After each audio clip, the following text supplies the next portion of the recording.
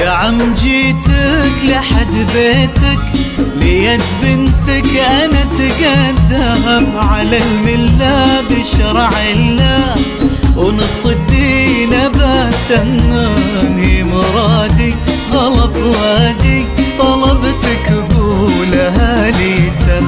فقير الحال فقير المال، غني المبتخل الهم، أعف النفس وصلي الخمس، وراعي ربي الأعظم، ومهما صار مع الأقدار أبرضى بالذي مقسم.